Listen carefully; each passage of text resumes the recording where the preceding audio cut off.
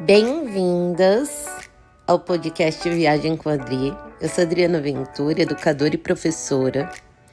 E aqui nós vamos explorar as reflexões sobre o amor romântico, os papéis de gênero patriarcais e as performances que moldam as relações tradicionais. Prepare-se para uma jornada de questionamento e de descoberta. Vamos juntas? Olá, gente! Na conversa de hoje, eu vou trazer uma questão que as pessoas fazem muita confusão e eu acho importante deixar aqui muito bem nítido. Existe uma grande dificuldade das pessoas entenderem qual é a crítica que eu faço em relação ao mercado afetivo. Simplesmente porque eu uso, a palavra escolhida na síndrome da escolhida. E aí, quando as pessoas escutam a síndrome da escolhida, elas já fazem uma referência à obra da professora Valesca, os homens escolhem e as mulheres são escolhidas, né? E, obviamente, a gente tá vivendo o mesmo tempo. Tem muitas pessoas falando do mesmo fenômeno, que é esse mercado afetivo. A gente, vivendo no patriarcado, a gente já percebia, por exemplo, que havia uma hierarquia e uma injustiça que se manifestava em muitas esferas, mas principalmente na esfera dos relacionamentos afetivos, né? Eu considero a esfera dos relacionamentos afetivos aonde essas injustiças de gênero, elas se manifestam com maior violência. E qual é a diferença? A diferença é que nas relações afetivas a gente disfarça tudo isso por causa da premissa do amor romântico, né? O sonho do casamento. A gente enfeita um pouco, da hierarquia entre os gêneros com a idealização de casamento, de príncipe encantado, de amor romântico.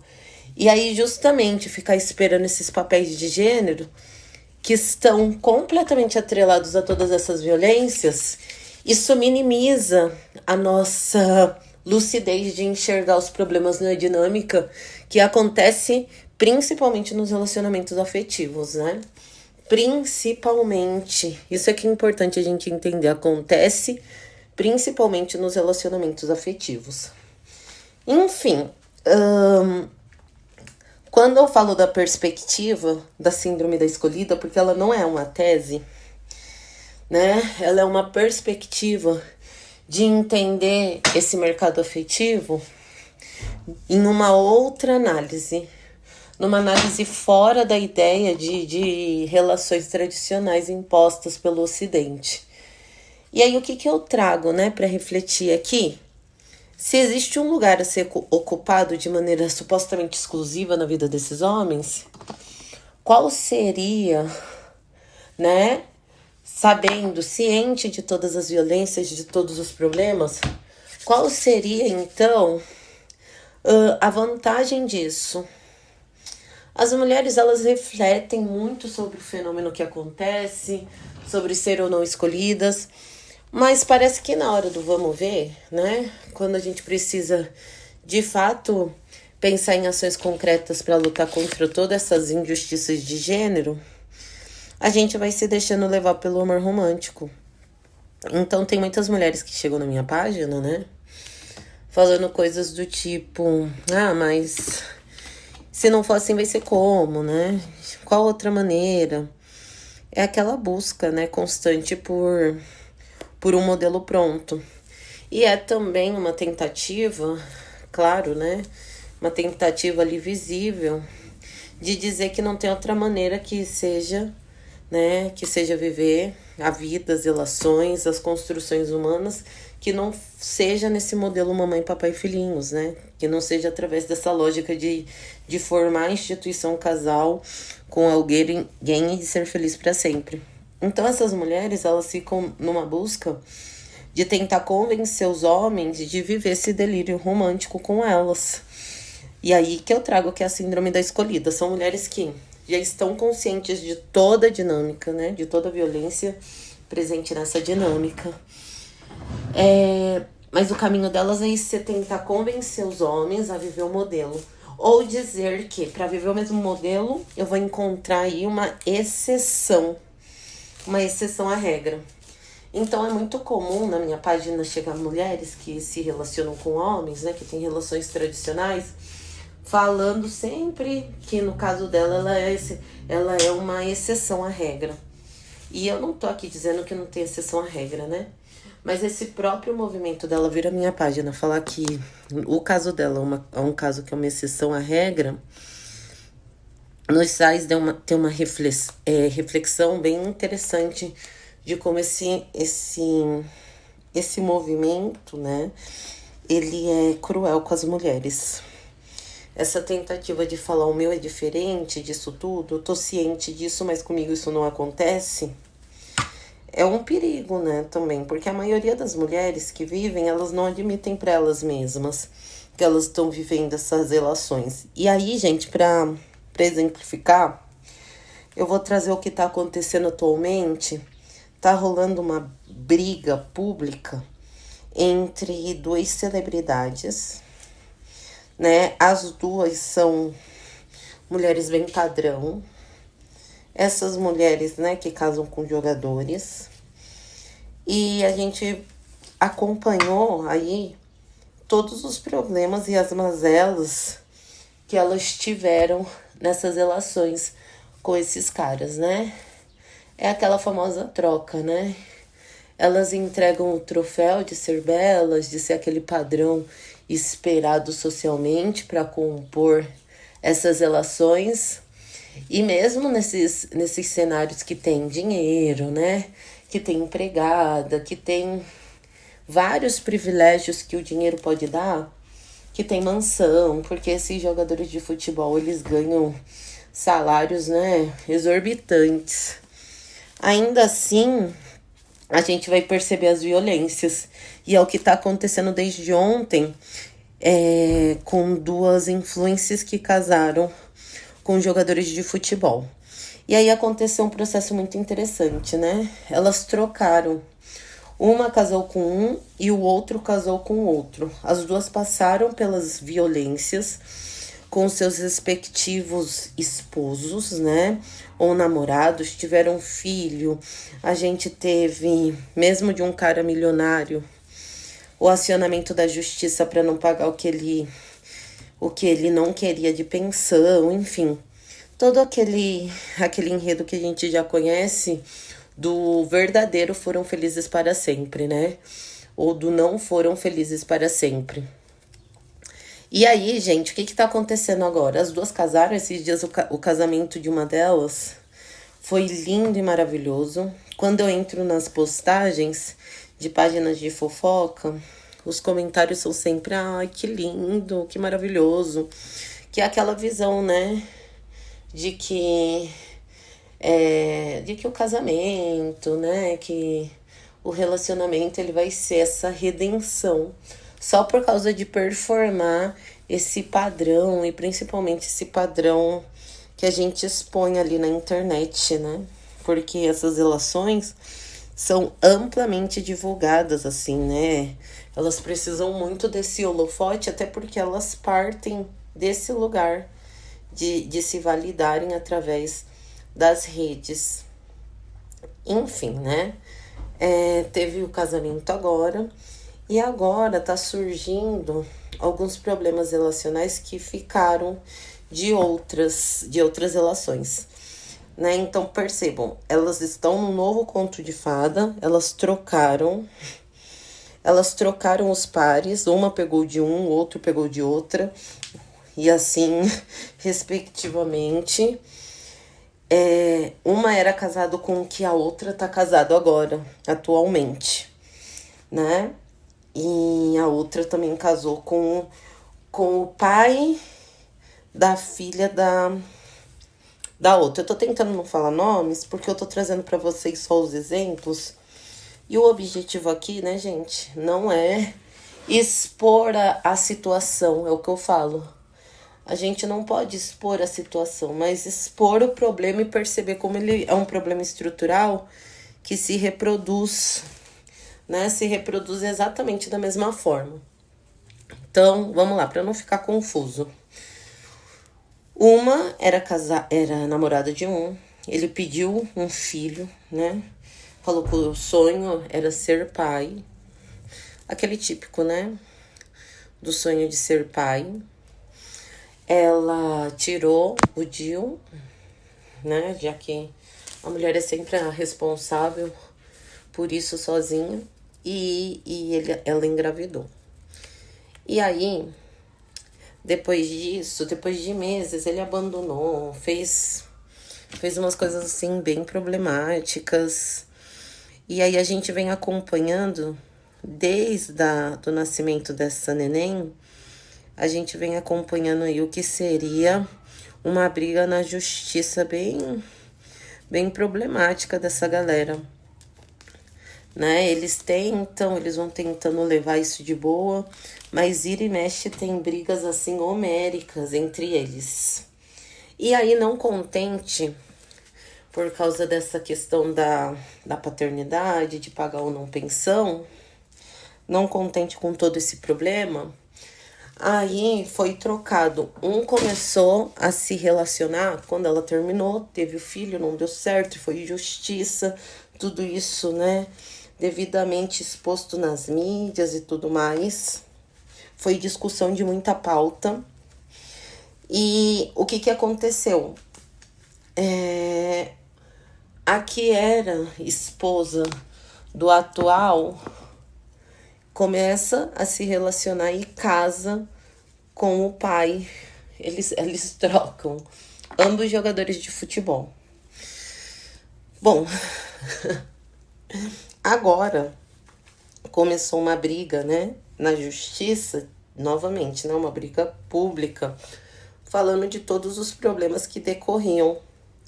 Esse outro, que não é o pai da menina, e que eles vivem um novo relacionamento, tem fotos e vídeos dele bêbado, né, ele em lugares de prostituição, em boate, chegando bêbado.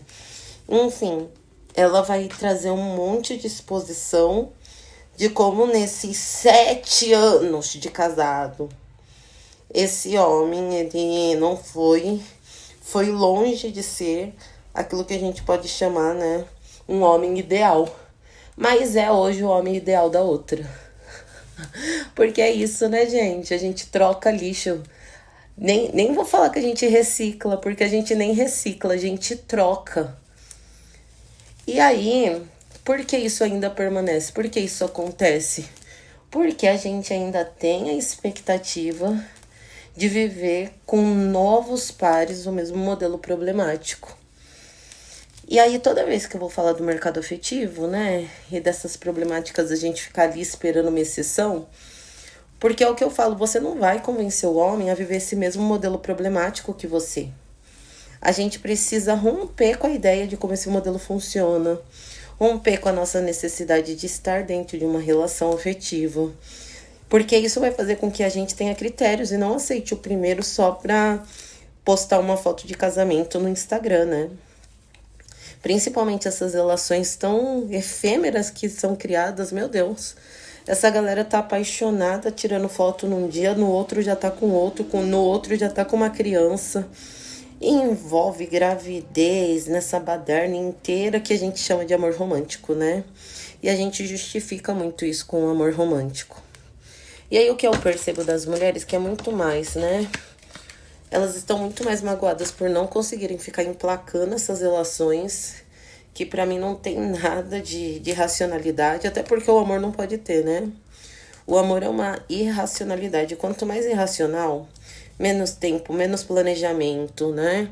Quanto mais as pessoas se jogam no tobogã do amor, melhor. Dá mais intenção do amor ser verdadeiro, por mais louco que isso possa parecer. Né? A gente justifica o amor ser, entre aspas, verdadeiro a partir de toda a rapidez que isso acontece na nossa vida. E essa, inclusive, é uma das minhas críticas bem bem grandes, a irracionalidade e a ilógica desses modelos.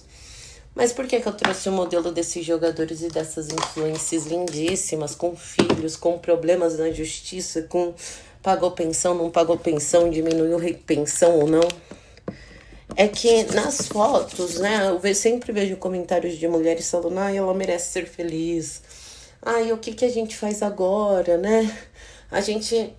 Enquanto a gente espera viver essas relações, a gente sempre espera que o próximo, ele seja um príncipe salvador, né? A gente tá tentando falar de uma dinâmica, só que a gente não começa a questionar de maneira muito radical toda a maneira como ela funciona. A gente só entende essas relações com esses homens porque a gente acha que pra gente, mesmo entendendo toda a problemática do modelo, a gente acha que pra gente vai ser uma exceção. E aí eu pergunto, né? O que adianta a gente fazer toda uma pesquisa falando de prateleiras, né? Falando do mercado afetivo, falando do lugar de objetificação das mulheres, e a gente ainda acreditar que a redenção, que é legal viver uma relação afetiva dentro desses moldes, né? E que isso é ser valorizado. A gente não considera as outras vivências, a gente não considera que a gente está repetindo os mesmos moldes.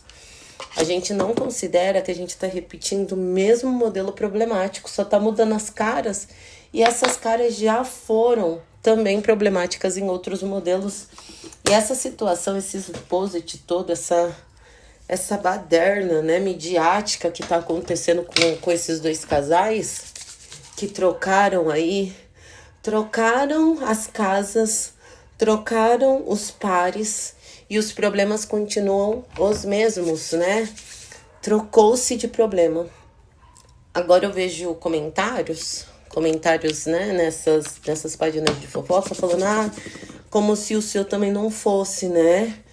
Mas os dois são, né?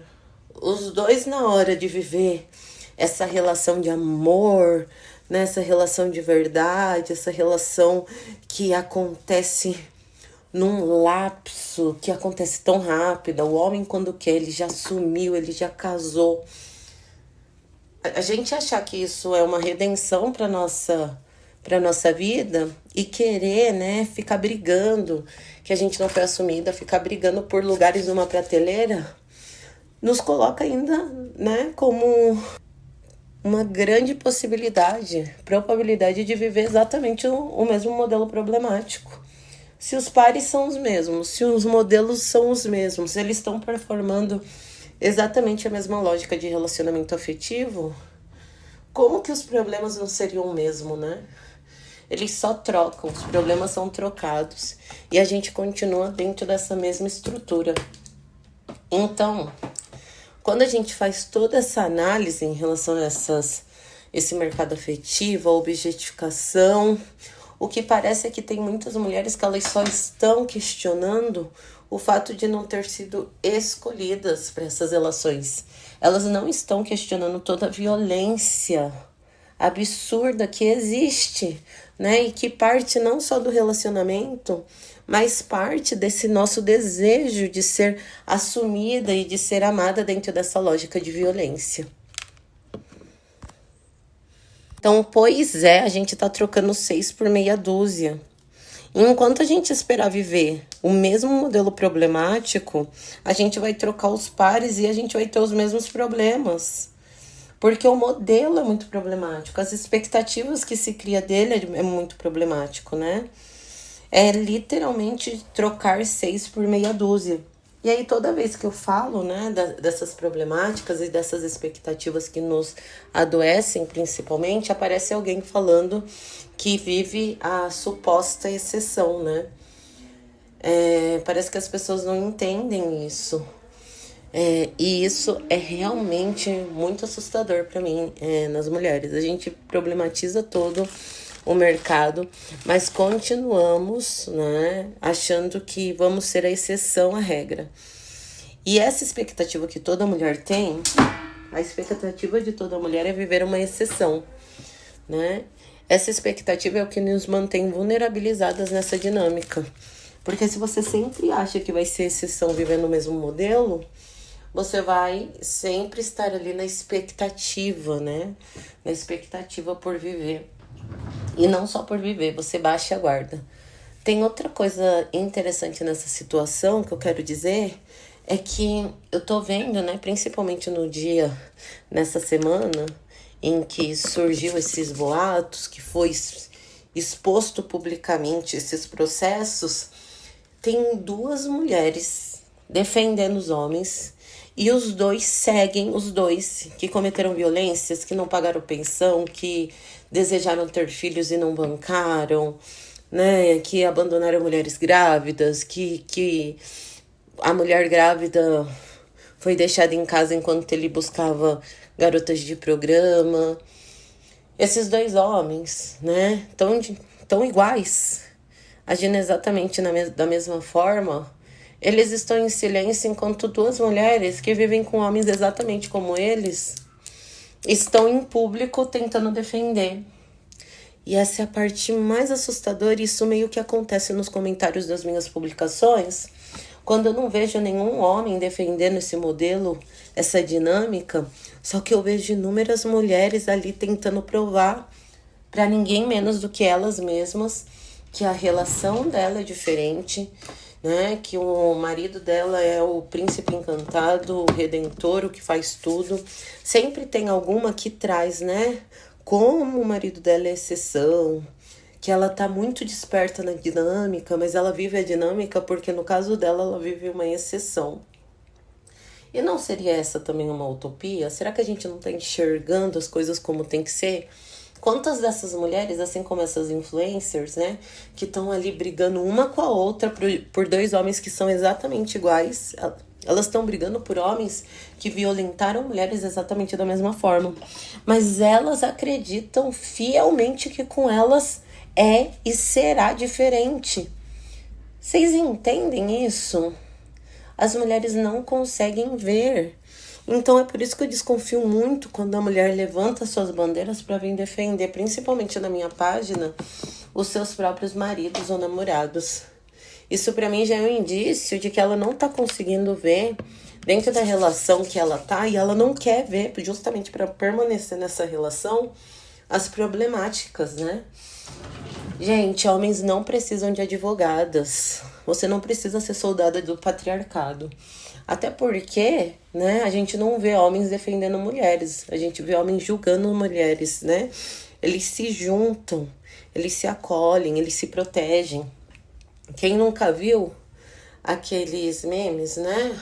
Aquelas trends de que a mulher finge que ligou pro melhor amigo perguntando do colega. Ele não sabe de nada, mas ele já levanta a suspeita e fala que sim, que o amigo tá com ele. Os homens se protegem. E por que que as mulheres entram, né, nessa briga? Principalmente nesse exemplo que a gente tá vendo, para defender homens. Deixe que eles se defendam, né? Você não precisa ser advogada. Mas eu acredito que elas não estão só defendendo esses homens, né? Elas estão defendendo a idealização que elas criaram, né? O delírio de viver o mesmo modelo problemático e o castelo de cartas que elas criaram, que sim, ela tá vivendo com alguém diferente, uma possibilidade diferente. Então deve ser muito cruel elas perceberem que aquele homem que ela idealiza, que ela coloca num pedestal, é na verdade igualzinho o homem que ela se relaciona atualmente. Por quê? Porque esse homem tem todos os privilégios, né, de viver uma dinâmica que a mulher centraliza, coloca ele num pedestal, faz dele um príncipe. E esse relacionamento, essa instituição casal monogâmica, ela só funciona assim. Se você não centralizar o homem na sua vida, se você não colocar ele como um pedestal, como o melhor, o maior, o que faz coisas que os outros não fizeram, essa relação sequer vai começar, né? Ela não vai funcionar, muito menos começar. A premissa dessas relações é justamente que com você é diferente. E essa é a síndrome da escolhida.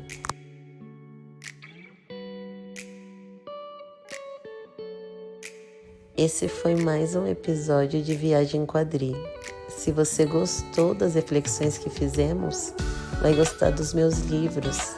As relações monogâmicas existem na cabeça da mulher apaixonada e a síndrome da escolhida, disponível em plataformas como a Amazon e a Hotmart. Me siga também nas redes através do @AdrianaVenturaOficial. E vamos repensar a maneira como temos visto as relações e os relacionamentos. Até o próximo episódio.